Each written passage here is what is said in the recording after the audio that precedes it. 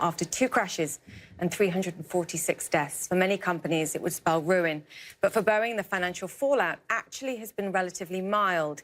Shares are down some 10% since the Ethiopian crash in early March. They're still up 18% year to date.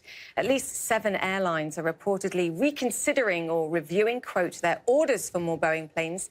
Later on in the programme, you'll hear from the chairman of Emirates. He says he might switch to Airbus. So far, Indonesia's Garuda is the only airline to actually cancel.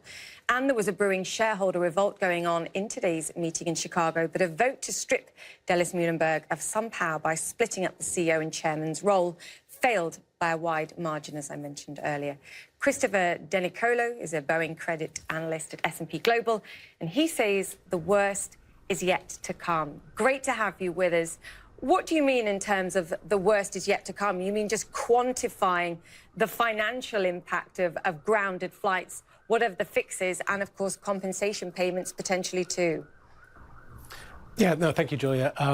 Since the grounding occurred, sort of at the end of the first quarter, and the company just reported its first quarter results, we saw the initial impacts, but it was only for a few weeks, for Boeing.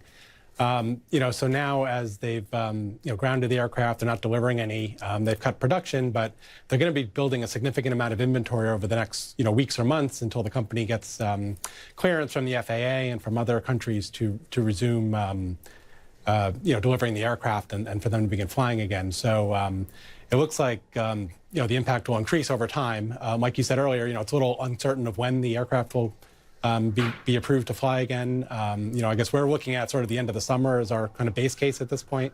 But, so far, the impact has been minimal on the company. Christopher, what did you make of the press conference today? Because, as you say, you believe the company will not be able to resume those MAX deliveries until later this summer, but there's lots of assumptions in there that they do actually manage to fix this problem, that it is simply a software problem.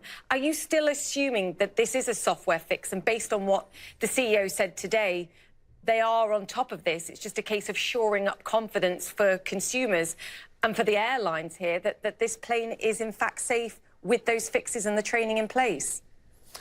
Right. I mean, I think the preliminary results from the investigation of the Ethiopian crash didn't indicate any sort of new problems. So it does look like the software will fix it. But like you said, the key now is once they get the software fixed, they have to get it approved by both the FAA, in the U.S. and then the other regulatory agencies around the world, which may want to take their own look, which could drag out the whole process. And then while they're doing that and afterwards, they need to reassure both the airlines and the flying public that the aircraft is safe.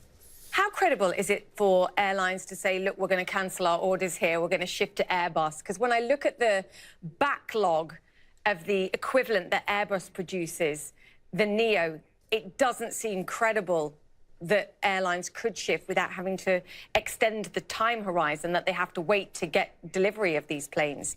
Is the truth here actually that there's not really an alternative source here, if you want it, at least in the short to medium term, than Boeing? Yeah, no, if you currently have MAX orders, like you said, you can't switch over to Airbus because Airbus is producing the Neo as fast as they can because they, like I said, have a 6-7 year backlog of aircraft. So in the short term, although Airbus would be able to increase production somewhat, they wouldn't be able to certainly replace any significant order cancellations of the MAX. But over time, we could see a shift of orders from Airbus to from Boeing to Airbus, if there is confidence lost in the aircraft. But like you said, in the near term, there's really the reality of it is there's just not other aircraft for them to buy. Are you surprised by how resilient the share price has been here? I mean, I know that this company is a prolific provider, traditionally, of stock buybacks, of a juicy dividend. But when the future of this company is so reliant on particularly the order book for this plane and the 737 MAX, which has been such a workhorse for them, tied to the fact that I look at our survey and 91% of the people that are responding are saying they've simply lost confidence in the Boeing 737 MAX. I feel like there's a disconnect there somewhere. Well, yeah, I can't comment on the stock price, directly as a credit analyst, but, certainly the credit of the company, we have a single A rating on them. We still think they have sufficient liquidity to get through this crisis. Certainly in the near term, they have $7.7 billion of cash, a $5 billion revolver. The long-term reputational impact is a little harder to factor in. And like I said, does this result in lower orders or cancellations in the future?